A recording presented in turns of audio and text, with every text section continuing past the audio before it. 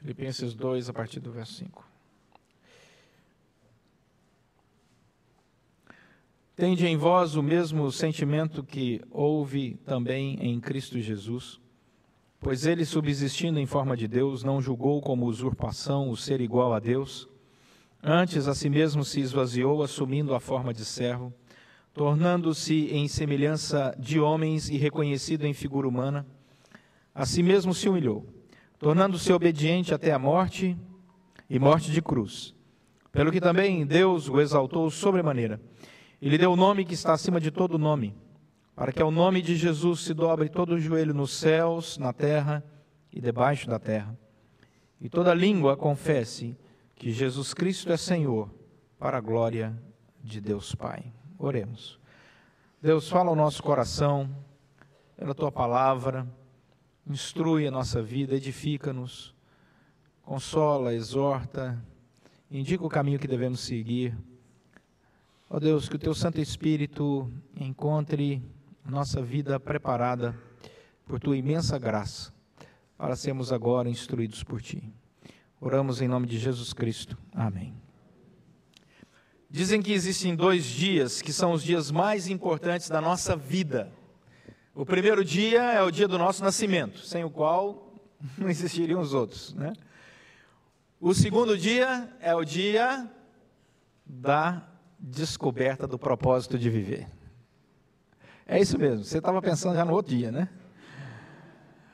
Não, o segundo dia é o dia mais importante da nossa vida, é o dia em que você descobre por que eu estou aqui. Qual é a minha missão? Qual o propósito da minha vida? Porque se você não descobrir isso, o outro que virá depois não tem sentido algum. Então esses são dias importantíssimos na nossa caminhada. Para descobrir o propósito da nossa vida, você pode fazer 2 perguntas. John Maxwell trabalha isso muito bem em uma das suas palestras, dizendo que para descobrir um propósito da nossa vida, nós precisamos, em primeiro lugar, responder a seguinte pergunta: o que é que você ama? Eu quero descobrir o propósito da minha vida, o que é que eu amo? O que é que me anima a fazer? O que é que me energiza? Né? Eu saio e fico assim energizado para fazer tal coisa. Eu acordo e digo assim, eu amo fazer isso, vou fazer isso me motiva para viver. Então, essa é uma das primeiras perguntas que você deve responder para descobrir o propósito da sua vida. A segunda é o que é que você tem como ponto forte. O que é que você faz que faz bem? Essa seria a segunda coisa que determinaria o seu propósito e evitaria qualquer erro, né, na sua caminhada. Só que a resposta a essas perguntas, elas param nesse universo que eu chamo de universo temporal, visível, relacional. E aí eu gostaria de convidar você um pouco mais adiante. E aí já é um convite nosso a partir da Escritura Sagrada. Que para descobrir o nosso propósito não é apenas amar ou realizar alguma coisa bem, é como nós relacionamos a nossa vida, o nosso dia a dia, aquilo que amamos e fazemos com a deidade, com Deus que nos criou. Esse deve ser o nosso grande propósito. Porque senão nós criaremos propósitos egocêntricos, materialistas, e nós não somos apenas seres materiais, não existimos sozinhos no mundo, né? Nós somos seres relacionais e também seres espirituais. Por isso que o amor e aquilo que realizamos tem que ter sempre o coração espiritual, aquilo que nos pulsa e faz com que estejamos ligados a Deus. Isso aí sim trará uma relevância ainda maior. Foi exatamente isso que Paulo escreveu para essa igreja aqui em Filipos. A preocupação do apóstolo Paulo era: não perca o seu propósito, não se engane, não deixe a sua vida passar sem propósitos e sem realizar a sua missão, o seu propósito.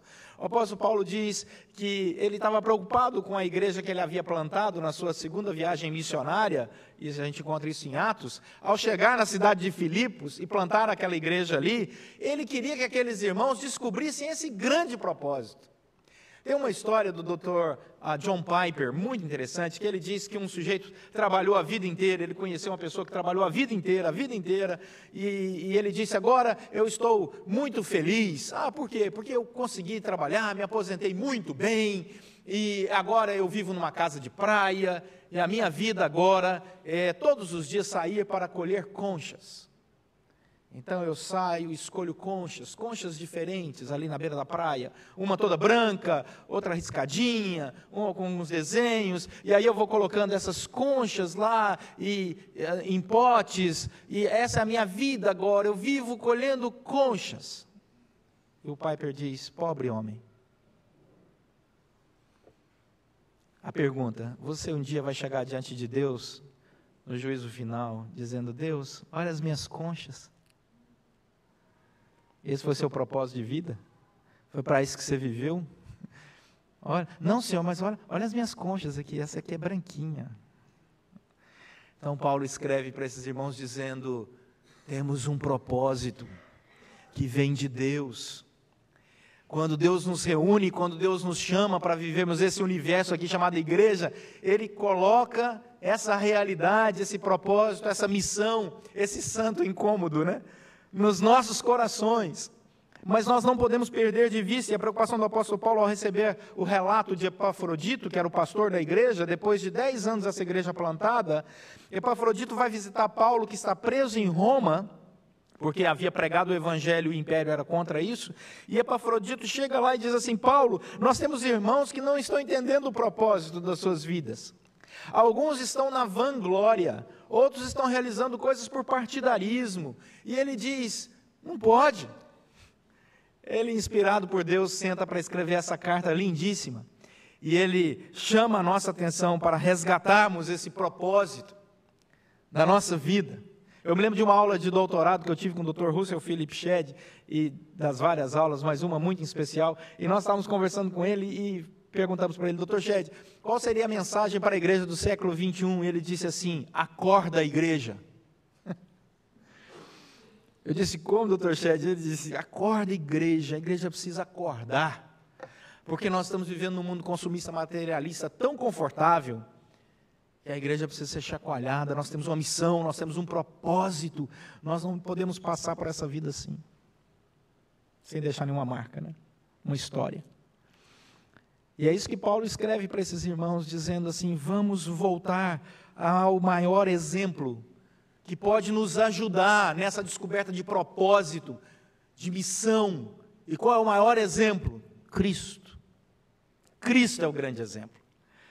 Ele é o exemplo perfeito de alguém que veio com propósito, de alguém que veio com missão, encarnou o seu propósito e sua missão, cumpriu o seu propósito e missão. Ele é o exemplo. Agora olha o que diz o versículo 5: portanto, tende em vós o mesmo sentimento que houve também em Cristo Jesus. Não deixa passar a sua vida sem olhar para esse modelo, seguir esse modelo. Essa expressão, tende em vós o mesmo sentimento, e esse texto, em especial esses versículos, meus irmãos, que acabamos de ler, eles são importantíssimos na teologia. Dependendo da Bíblia que você pegar, a tradução que você tiver na sua mão, você vai encontrar ele construído até em forma de poema. Porque esse texto é tão rico, é tão difícil traduzir esse texto. As palavras usadas por Paulo aqui, inspirado pelo Espírito Santo, as palavras gregas, são riquíssimas. Paulo já tinha falado lá em 2 Coríntios, capítulo 8, verso 9, sobre Cristo Jesus e o seu propósito. Lá em 2 Coríntios 8, 9, Paulo disse assim: Jesus Cristo, que sendo rico, se fez pobre por amor de vós, para que pela sua pobreza vos tornassem ricos. Já criava um padrão de comparação para que nós pudéssemos entender, vislumbrar o propósito, a obra, a missão de Cristo Jesus. Mas aqui, em Filipenses, nesse texto, há uma riqueza de detalhes sobre o caráter de Cristo Jesus e a relação desse Cristo, desse caráter com o mundo, com a sua missão, o seu propósito, que é riquíssimo. Por exemplo, essa primeira expressão aqui do versículo 5, tende em vós o mesmo sentimento, é uma só palavra no grego, que é a palavra phroneite. Essa palavra, ela é mais, o significado dela é mais amplo. Por exemplo, a nova versão internacional, a NVI, ela traduz assim: seja a atitude de vocês a mesma de Cristo Jesus. Se você for ler em inglês, a ESV, né, a Bíblia em inglês, nessa tradução, você vai ler assim, ó: tenha esta mente de Cristo em vós. Então, olha só, em inglês tem esta mente de Cristo. Na nova versão, tenha a atitude de Cristo. Na nossa revista atualizada, tem o sentimento de Cristo. Qual seria a melhor tradução? Junta as três. Phroneite é exatamente isso. Tenha o mesmo sentimento, a mesma mente e a mesma atitude de Cristo. Deu para entender? Tenha a mesma mente, o mesmo sentimento e a mesma atitude. Ou seja, não dá para seguir Cristo só parcialmente. Não, eu concordo com a mente de Cristo, mas discordo com os sentimentos e a atitude. Eu concordo com a atitude, mas discordo da mente. Não tem jeito, não tem como você desassociar. Porque Cristo é inteiro. Cristo não é partido. Opa! Cristo é inteiro. Sentimento, mente e atitude. O comentarista que trabalha, um dos comentaristas que trabalha essa palavra no grego é Charles Cousar. Ele diz, essa palavra, esse sentimento, esse phroneite, essa atitude, essa mente, ela não é apenas uma atividade intelectual, mas é também um pensar de maneira prática. É um foco no coração e no cérebro, na ação e no pensamento. É tudo isso ao mesmo tempo. Então, agora entendendo a grandiosidade disso, do convite do apóstolo Paulo para a igreja, tendo esse mesmo sentimento, esse mesmo pensamento e essa mesma ação de Cristo Jesus, nós vamos entender o nosso propósito. Olha o versículo 6. O que a gente aprende com Cristo? Que sentimento é esse? Que atitude é essa? Que coração e mente é essa? Versículo 6.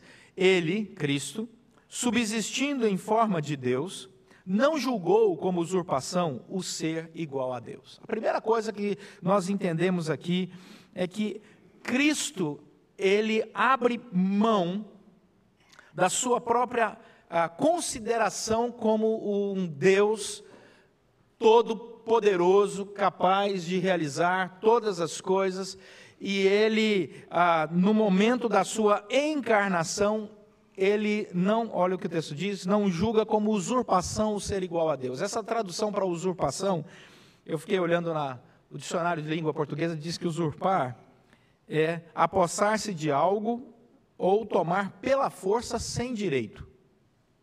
O texto diz que Jesus não fez isso. Então, como é que nós poderíamos entender essa relação aqui? Por que o ato de Cristo é um exemplo tão grande para nós? É porque Cristo é o Deus criador de todas as coisas. Quando você vai ler Gênesis 1, 26, você encontra ali o conselho da Santíssima Trindade, né? Pai, Filho e Espírito Santo, dizendo, façamos o homem à nossa imagem e à nossa semelhança. Gênesis 1, 26. Cristo está presente lá em Gênesis, na criação do mundo. No princípio criou Deus, ali Elohim, né? O Pai, o Filho e o Espírito Santo. Então você imagina o Deus que é criador de todas as coisas, agora ele vai se encarnar. Ele vai se tornar uma pessoa como nós. Ele vai sentir fome, ele vai sentir sede, ele vai ter que descansar. Não era fácil. Não é fácil. Nós conhecemos muito bem uma frase que é assim, né? Você viaja, vai para um hotel muito bom, e é fácil acostumar com coisa boa, né? E se a sua viagem for muito longa, e você viaja para outra cidade, aí você pega um hotel muito ruim. Aí você sente. Né? Esse downgrade sente. Porque é fácil acostumar com o que é bom, mas com o que é ruim, tem que ter humildade. Imagine o Deus Todo-Poderoso, agora, abre mão de toda essa potência de deidade, de manifestação do seu poder e glória, e ele se torna um homem. E que no seu relacionamento com algumas pessoas, as pessoas vão até duvidar de quem ele é. Não foi fácil. Esse é o sentido da palavra aqui usada para ele abrir mão de tudo isso. E aí é interessante, porque o Espírito Santo vem e entra nessa caminhada, e você vê a Santíssima Trindade trabalhando para a nossa salvação, para que pudéssemos descobrir nosso propósito, nossa missão e vivermos assim. Porque Mateus 1, 18 diz que Maria se acha grávida pelo Espírito Santo. Pelo Espírito Santo. Peraí, mas não é o Pai? Jesus não estava dizendo que Deus é o Pai, mas a geração é pelo Espírito Santo? Como é que funciona isso? Aí Jesus vai dizer lá em João que ele e o Pai são um só. E em 1 João capítulo 5, que o Pai, o Filho e o Espírito Santo, os três, né, compõem uma unidade, uma triunidade. E aí pronto. Aí você imagina que esse Deus triuno, todo-poderoso, vem e assume, olha o que diz o versículo 7, a forma de servo. Ele se esvazia para assumir uma forma de servo. E ele se torna em semelhança de homens. E ele se torna reconhecido em figura humana. Agora observe que a decisão é de Cristo. Versículo 7 diz que ele a si mesmo se esvaziou. Ninguém mandou. Ele decidiu. Hebreus capítulo 9, verso 28, diz que Jesus Cristo, tendo se oferecido uma vez só para tirar os pecados de muitos, não de todos, aparecerá uma segunda vez sem pecado aos que o aguardam para, e só para os que o aguardam para a salvação. Então ele se oferece, ele vem, ele se apresenta. Agora, Filipenses vai dizer no versículo 7, que ele se esvazia, ele assume uma forma de servo. É algo fenomenal. A palavra esvaziou aqui no grego, que é a palavra kenosen, significa anular, abrir mão de usar um dos seus direitos. Ele tem direito, mas ele não usa. Ele pode usar, mas ele não quer, para se tornar um igual. E aí eu confesso para os irmãos que eu fiquei horas e horas e horas tentando pensar uma historinha para contar uma história para vocês, e espero que os irmãos entendam a história. Então vamos à história, né? Como é que nós poderíamos entender essa obra de Cristo Jesus? Aí eu fiquei pensando no dono de uma grande fazenda. Imagina o dono de uma enorme fazenda. Ele chama lá os seus empregados e diz assim, olha, eu quero dar a vocês uma vida próspera e boa. Aqui estão as sementes, vocês vão semear, está aqui todo arado, a terra, podem ficar à vontade. E vocês vão semear, está aqui a orientação, e vocês vão colher uma plantação que nunca se acabará, que fará bem para a vida de vocês o tempo todo. E na colheita nós vamos cear juntos, nós vamos nos alegrar nessa colheita, e vocês vão viver assim, em comunhão comigo, nessa santa celebração, nessa santa ceia, né? O tempo todo. E aí o Senhor diz, isso é o nosso pacto, um pacto de obras. Podem fazer que vai dar certo. Mas aí os empregados resolvem fazer o seguinte, antes de lançar qualquer semente na terra, eles começam a fazer uma festa, entre eles lá. Começam a brigar um com o outro, jogam sal na semente e falam, isso aqui dá tira-gosto. Né? E ali, sem semear absolutamente nada, eles começam a morrer. Passam mal e se rebelam completamente contra o dono da fazenda. E dizem para o dono da fazenda, esse negócio de semear não dá certo, essa semente não presta, essa coisa de semear e colher para o resto, isso é utópico. O que o dono da fazenda faz? O dono da fazenda resolve colocar a roupa de servo,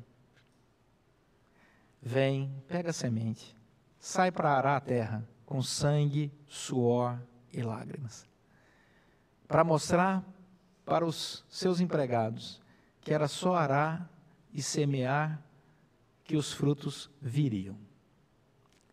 E quando ele está acabando de fazer isso, tomando sol, chuva, nas costas, mostrando o seu amor, sendo dono se fez servo, os outros servos ficam tão irritados com ele, que eles se levantam, pegam ele e matam. Só que a santidade daquele dono que se fez servo é tão grande que ele ressuscita. Porque ele não pode conhecer a corrupção. E eis que tudo aquilo que foi semeado brota. E ele convida alguns, não todos, e diz, venham, vamos cear, para agora mostrar para todos que eu nunca menti para vocês. Foi isso que Jesus fez. Eis que o semeador saiu a semear. E aí o Senhor diz para cada um de nós que as sementes estão agora nas nossas mãos. E nós que estamos ceando com Ele, sabemos que temos um propósito e temos uma missão. Mas para isso acontecer, é preciso assumir a forma de servo. Versículo 8 diz, ele se humilhou, tornando-se obediente até a morte, e morte de cruz. Ele se humilhou, tornando-se obediente à lei que ele mesmo havia criado. Ele torna obediente às regras que ele havia criado para as suas criaturas. Ele se põe debaixo dessa lei e cumpre essa lei, todinha. Porque a acusação era, ninguém poderá cumprir essa lei. E ele vai dizer, não, o primeiro Adão podia ter cumprido. Quer ver? Eu venho como segundo Adão. Essa é a teologia de Paulo em Romanos capítulo 5, né? Eu venho para mostrar para vocês agora que é possível isso. Ele vem e faz toda essa obra. Então, ao obedecer a palavra, ele é odiado. E aí a morte vem sobre ele. E é um processo novamente de humilhação. Interessante, o Warren Wiersbe comenta que a igreja deve acordar para o chamado. Olha o que o Warren Wiersbe diz. Muitas pessoas estão dispostas a servir aos outros, se isto não lhes custar nada. Essa é a triste realidade que muitas vezes nós vivemos dentro da própria igreja do Senhor Jesus Cristo. Vou repetir. Muitas pessoas estão dispostas a servir os outros, desde que isso não lhe custe nada. Não, eu quero realizar, eu quero fazer. Não, eu sei o meu propósito. Não, eu sei a minha missão. Agora, vai me custar alguma coisa? Ah, não, então não vou fazer. A.J. Jowett disse o seguinte: ministério que nada custa, nada realiza. Ministério que nada custa, nada realiza. Todas as vezes que eu vou na academia, eu me lembro daquela coisa, no pain, no gain. Se não doer, você não está ganhando nada. É o que nos motiva, fala a verdade. Você está lá na academia, está doendo, você diz assim, mas eu estou ganhando. Eu estou ganhando. Estou ganhando saúde. Na vida espiritual, se não há envolvimento, se não há disposição em realizar, se não há compreensão que a jornada é pesada, mas que essa é a nossa missão e esse é o nosso propósito, não haverá frutos. Pode ficar tranquilo quanto a isso. Por isso, que ministério que nada custa, nada realiza. Jesus Cristo veio e assumiu a nossa missão. Isaías capítulo 53, vamos lá para Isaías para você ver. Fala sobre essa missão de Cristo Jesus. E como ele cumpriu passo a passo, e como isso custou para ele, por amor a cada um de nós, para que a nossa vida tivesse sentido e propósito, reconciliação e missão, direção para a glória do Senhor. Isaías 53, a partir do verso 4, certamente ele tomou sobre si as nossas enfermidades, e as nossas dores levou sobre si. E nós o reputávamos por aflito, ferido de Deus e oprimido, mas ele foi traspassado pelas nossas transgressões e moído pelas nossas iniquidades. E o castigo que nos traz a paz estava sobre ele. E pelas suas pisaduras fomos sarados. Todos nós andávamos desgarrados como ovelhas, cada um se desviava pelo caminho, mas o Senhor fez cair sobre ele a iniquidade de nós todos. Ele foi oprimido e humilhado, mas não abriu a boca. Como cordeiro, foi levado ao matadouro, e como ovelha muda perante os seus tosqueadores, ele não abriu a boca. Por juízo opressor foi arrebatado, e de sua linhagem, quem dela cogitou? Porquanto foi cortado da terra dos viventes, por causa da transgressão do meu povo foi ferido. Designaram-lhe a sepultura com os perversos, mas com o rico esteve na sua morte, posto que nunca fez injustiça, nem dolo algum se achou na sua boca. Todavia, ao Senhor agradou moê-lo, fazê-lo enfermar.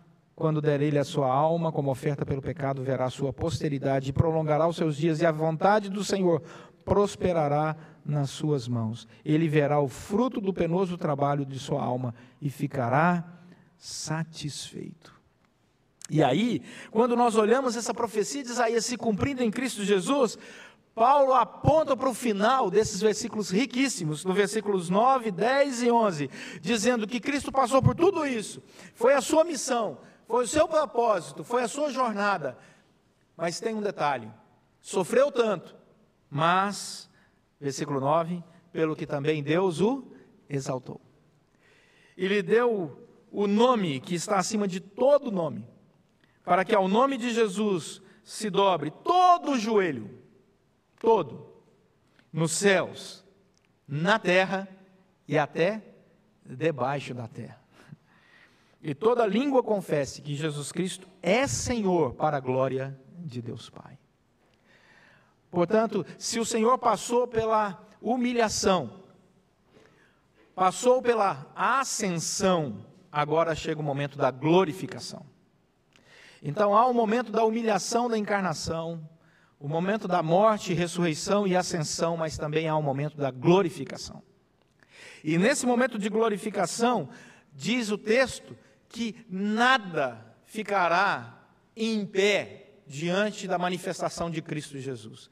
Todo joelho vai se dobrar, nos céus, na terra e debaixo da terra, quando Cristo se manifestar, e toda língua, até dos demônios, confessarão que Jesus Cristo é Senhor. Agora, existe uma diferença nessa confissão. Os salvos confessarão que Jesus Cristo é Senhor e Salvador. Aqueles que não são salvos confessarão que o Senhor Jesus é Senhor e juiz de suas vidas. Ele é o Senhor, mas Ele é o juiz. E por ser juiz, eles condenados serão. Mas os salvos confessarão, Ele é o Senhor, mas é também o meu Salvador. E a minha vida toda teve propósito. E a minha vida toda teve missão no grande propósito de Deus, porque Ele me revelou isso pelo Santo Espírito dEle, e eu não fiquei gastando os meus dias catando conchinhas. Eis-me aqui, Senhor. Então vamos voltar à nossa pergunta lá atrás, né? Quais são as perguntas importantes, os dias importantes da nossa vida? O primeiro dia é o dia que você nasce. O segundo dia, o dia que você descobre o seu propósito. E o propósito da nossa vida é olhar para Cristo Jesus e ter no nosso coração, na nossa mente, na nossa atitude, a mesma atitude, o mesmo sentimento e o mesmo coração e o mesmo pensar que Cristo Jesus. É olhar para esse grande exemplo dizendo assim, se o Senhor foi humilhado para cumprir a missão, quem sou eu para tentar andar glorificado nessa terra, sem realizar a missão? Porque a palavra do Senhor diz que Deus resiste aos soberbos, mas Ele dá graça aos humildes. A palavra do Senhor vai dizer que todo aquele que se humilha será exaltado, e todo aquele que se exalta será humilhado. O Senhor é quem nos chama para esse propósito, para essa missão. O Senhor é quem nos qualifica. Ele veio revelar para nós o nosso grande propósito. E o nosso grande propósito é mostrar para essa sociedade toda, para esse mundo todo, que é na humildade que nós somos de fato cristãos. A grande característica do cristão é essa, uma humildade em amor, nas palavras, nos gestos, na administração dos seus recursos. O cristão faz diferença na sociedade assim, desta forma, tendo o mesmo sentimento que houve também em Cristo Jesus. E sabe o que acontece quando nós vivemos isso? O Senhor derrama graça, o Senhor nos exalta, porque Ele conhece o nosso coração, o Senhor nos conduz em triunfo, o Senhor nos guarda, o Senhor nos protege. E quando as pessoas perguntam, escuta, qual a razão que a sua vida está tão bem sucedida assim? Você diz assim, é porque Deus é o Deus que abençoa, Deus conhece meu coração, Deus conhece meu pensamento, Deus conhece minha atitude, Deus sabe tudo. E olha, Ele me revelou o meu propósito, e o meu propósito é glorificá-lo. Eu vivo para isso, para que você faça essa pergunta para mim. Esse é o motivo da minha vida, para que você um dia chegue e escuta, por que você vive assim, tão bem, tão feliz, você é tão diferente? Aí eu vivo para isso, para essa pergunta, para te dar essa resposta. Porque pela graça de Deus, Ele me deu essa capacidade de ter esse sentimento, mas eu trabalho isso todos os dias, que é o próximo pensamento do apóstolo Paulo daqui a pouco, ele vai falar sobre isso, sobre o desenvolvimento da nossa salvação, ele vai entrar nesse assunto daqui a pouco, mas eu não vou adiantar sermão não. Né? Então fica aí para nós esse desafio. Busquemos a unidade, proclamemos a paz, revelemos esse caminho de humildade para aqueles que ainda não conhecem. E vamos dizer para a sociedade que nós não estamos aqui para catar conchinha, não. Nós estamos aqui porque temos um propósito, para fazer diferença, para estender a mão ao necessitado, dizendo para ele que o Senhor tem uma palavra de salvação para a sua vida, para a sua casa. Bem-aventurados são aqueles que entregam as suas vidas nas mãos do Senhor e que podem dizer: eu e minha casa descansaremos no Senhor? Não. Serviremos ao Senhor. Que Deus nos encontre assim. Amém? Vamos orar.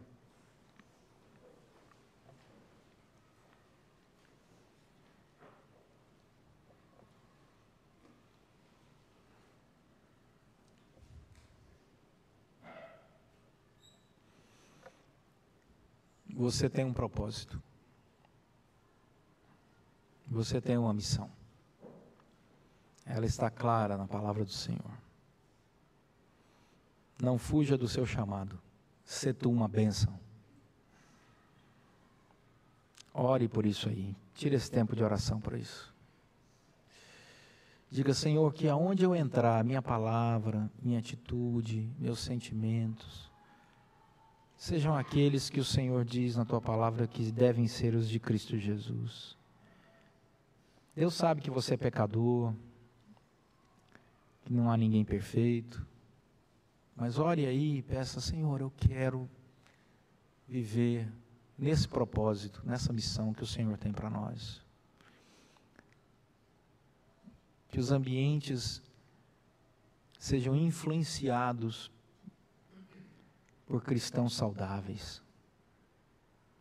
Que a sociedade seja transformada por cristãos saudáveis, leves, que não andam preocupados e estressados, mas que deixaram tudo sobre os ombros daquele que tudo é capaz. Não andeis ansiosos por coisa alguma. Deus está no controle de tudo. Descansa, refaça sua agenda, suas prioridades, tira esse tempo de oração e fala isso com Deus. Deus, eu quero te servir mais. Como, onde você está? Testemunhe. Viva na unidade do corpo de Cristo, que se chama igreja. Senhor, nosso Deus e Pai, muito obrigado, porque nossa vida tem propósito. Muito obrigado, Senhor, porque a nossa vida tem missão. E muito obrigado, porque nós sabemos que a capacitação disso vem do Senhor, da obra do Teu Santo Espírito em nós, por nós, através de nós, para a glória do Senhor. Agora, Deus, que o Senhor derrame sobre os nossos corações esta paz que excede todo o entendimento. Que o Senhor sempre nos lembre da Tua palavra, para termos este mesmo sentimento, esse mesmo pensar e esse mesmo agir. Que nada façamos, ó Deus, por partidarismo ou vanglória. Que o Senhor seja glorificado no nosso falar, nosso agir, e até, ó Deus, nos recursos que o Senhor nos deu para administrar. Que tudo, Senhor, seja bom e produza bons frutos, porque a árvore boa produz bons frutos. E nós queremos chegar diante do Senhor, ó Deus, um dia, não com uma vasilhinha cheia de conchinhas catadas numa praia. Nós queremos chegar na presença do Senhor com um cesto de frutos espirituais, para a glória do Senhor. Ó Deus, conduz as nossas vidas assim. E muito obrigado, porque o Senhor morreu naquela cruz e ressuscitou por nós.